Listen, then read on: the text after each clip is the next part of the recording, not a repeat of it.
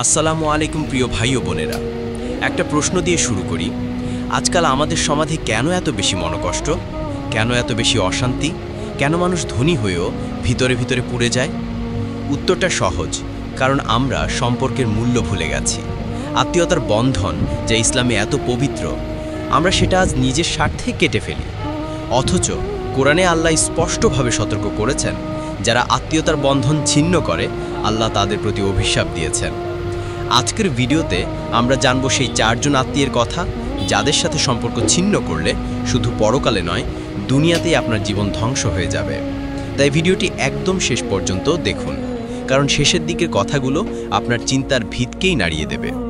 তার আগে একটা কথা, আপনি যদি ইসলামিক ও বাস্তবমুখী ভিডিও পছন্দ করেন, যদি আপনি আল্লাহর পথে থাকতে চান, তাহলে এই ভিডিওতে একটা লাইক দিন, নিচে আপনার মতামত লিখুন, এবং যারা আত্মীয়তার সমস্যায় ভুগছেন তাদের সঙ্গে ভিডিওটি শেয়ার করুন।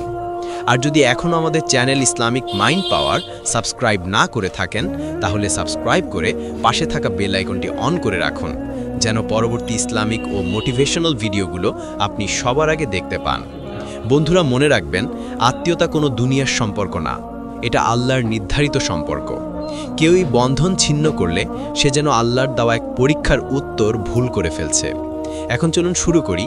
কে সেই প্রথম আত্মীয় যার সঙ্গে সম্পর্ক ছিন্ন করলে আল্লাহর রহমত বন্ধ হয়ে যায় এবং আপনার জীবনেও নেমে আসে একের পর এক বিপদ? প্রথম আত্মীয় মা বাবা। হ্যাঁ, আপনি যত বড়ই হন না কেন, যত অর্থ সম্পদ, শিক্ষা বা মর্যাদা অর্জন করুন না কেন, যদি মা বাবার সঙ্গে সম্পর্ক নষ্ট হয়, আপনি দুনিয়াতে কখনোই শান্তি পাবেন না। অনেকে ভাবে, আমি তো ভালোই আছি, আমি সফল, কিন্তু ভিতরের অশান্তি, ঘুমের অস্থিরতা, জীবনের ব্যর্থতা, এসবের মূল কারণ মা বাবার কষ্ট। ইসলাম বলেছে, আল্লাহর সন্তুষ্টি মা বাবার সন্তুষ্টিতে, আর আল্লাহর অসন্তুষ্টি মা বাবার অসন্তুষ্টিতে। একবার ভাবুন, আপনার মা আপনাকে 10 মাস গর্ভে ধারণ করেছেন, রাতের ঘুম ত্যাগ করে আপনাকে মানুষ করেছেন, আর বাবা পরিশ্রম করে প্রতিদিনের রুটি এনে খাইয়েছেন। অথচ আজ আপনি তাদের সঙ্গে উচ্চস্বরে কথা বলেন, তাদের পরামর্শকে তুচ্ছ ভাবেন, এমনকি অনেকে মাসের পর মাস ফোনও করেন না। কোরআনে আল্লাহ বলেন, তোমার প্রভু আদেশ করেছেন যে তোমরা শুধুমাত্র তারই ইবাদত করো এবং মা বাবার সঙ্গে উত্তম আচরণ করো। সূরা ইসরা 23। লক্ষ্য করুন, আল্লাহ নিজের ইবাদতের পরপরই মা বাবার কথা বলেছেন, কারণ মা বাবা শুধু রক্তের সম্পর্ক নয়, তারা হচ্ছে আল্লাহর রহমতের জানালা। আপনি যদি এই জানালা বন্ধ করে দেন, তাহলে আপনার জীবনে বরকত আসবে কোথা থেকে? অনেকে বলে, আমার ব্যবসা কেন চলছে না, চাকরিতে উন্নতি হচ্ছে না, মন শান্ত নেই। উত্তর একটাই, মা বাবার মন কষ্ট পেয়েছে। হয়তো আপনি বুঝতে পারেননি, কিন্তু তাদের অন্তরের আহ্বান আল্লাহর কাছে পৌঁছে গেছে। আর যখন মা বাবা কাঁদে, তখন দুনিয়ার কোনো দোয়া কাজে আসে না। নবী করিম সাল্লাল্লাহু আলাইহি ওয়াসাল্লাম বলেছেন, 3 জন মানুষের দোয়া ফিরিয়ে দেওয়া হয় না: অত্যাচারিত ব্যক্তির দোয়া, রোজাদারের দোয়া এবং মা বাবার দোয়া। এখন চিন্তা করুন, যদি মা বাবা আপনার জন্য দোয়া না করে, বরং কষ্ট পেয়ে আল্লাহর কাছে কিছু বলেন, তাহলে আপনি কোন দিক থেকে রক্ষা পাবেন? ইতিহাস বলে, যারা মা বাবাকে কষ্ট দিয়েছে তারা কখনোই স্থায়ী সুখ পায়নি। হয় অর্থে ক্ষতি, নয়তো সম্পর্কে ভাঙন, নয়তো মানসিক অশান্তি। কোনো না কোনোভাবে আল্লাহ তাদের বুঝিয়ে দেন, মা বাবা হলো দুনিয়ার জান্নাত। আপনি যদি তাদের হারান, জান্নাতের দরজাই বন্ধ করে ফেলবেন। তাই ভাই ও বোনেরা, যতই ব্যস্ত থাকুন না কেন, আজই মা বাবার সঙ্গে কথা বলুন, তাদের কষ্ট বুঝুন, তাদের পাশে থাকুন। যদি আপনি দূরে থাকেন, অন্তত ফোন দিন, তাদের দোয়া নিন। মা বাবার চোখের পানি আপনার জীবনের আগুন নেভাতে পারে, কিন্তু আপনি যদি সম্পর্ক ছিন্ন করেন, সেই আগুন একদিন আপনাকেই গ্রাস করবে।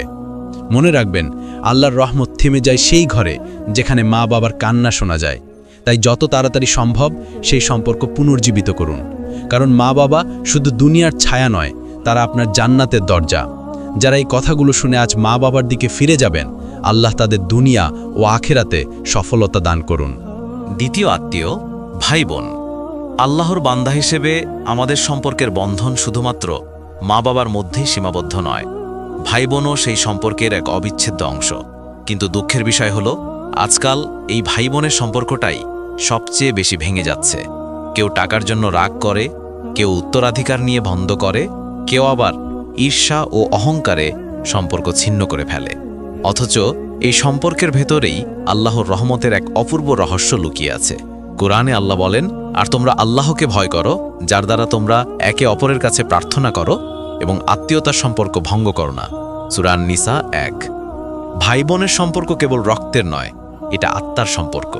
মা বাবা চলে গেলে ভাই বোনই একে অপরের স্মৃতি ধরে রাখে।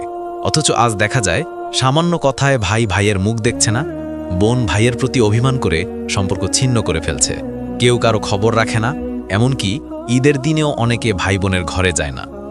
অথচ জানেন কি, নবী করিম সাল্লাল্লাহু আলাইহি সাল্লাম বলেছেন, যে ব্যক্তি আত্মীয়তার সম্পর্ক ছিন্ন করে সে জান্নাতে প্রবেশ করবে না। ভাবুন, ভাই বোনের প্রতি ভালোবাসা কেবল মানবিক নয়, এটা ঈমানের একটি অংশ। আপনি যদি ভাই বোনের সঙ্গে ভালো সম্পর্ক রাখেন, আল্লাহ আপনার রিজিক বৃদ্ধি করেন, আপনার দোয়া কবুল করেন। কিন্তু আপনি যদি কেটে ফেলেন, তাহলে সেই বরকত কেটে যায়। অনেকেই বলে, আমার টাকা আসে না, সংসারে শান্তি নেই। কিন্তু তারা বুঝতে পারে না, ভাই বোনের কষ্ট তাদের জীবনের বরকত আটকে রাখে। ভাই বোনের সাথে সম্পর্ক ভালো রাখলে আল্লাহর রহমত সহজেই নেমে আসে, কারণ এই বন্ধনে আছে পরম মায়া, শৈশবের স্মৃতি, একসাথে কান্না হাসি আর একে অপরের প্রতি দায়িত্ববোধ। আপনি যদি আপনার ভাইয়ের প্রতি রাগ পোষণ করেন, আপনি শুধু একজন মানুষকেই নয়, নিজের এক অংশকেই দূরে ঠেলে দিচ্ছেন। কারণ ভাই বোন একই রক্ত, একই শিকড়ের মানুষ। যে শিকড়কে কেটে ফেলেন, গাছ তার ফল দেয় না। যারা ভাই বোনের সম্পর্ক নষ্ট করে, তাদের জীবনের সুখের ধারাও শুকিয়ে যায়। তাই আজই একটু ভাবুন, শেষ কবে আপনি ভাই বা বোনের সঙ্গে মন খুলে এখন এই ভালোবাসা আছে? নাই। মা বোন, ভাই বোন সবার সাথে এই ভালোবাসা আছে? নাই। মধুর সম্পর্ক শেষ।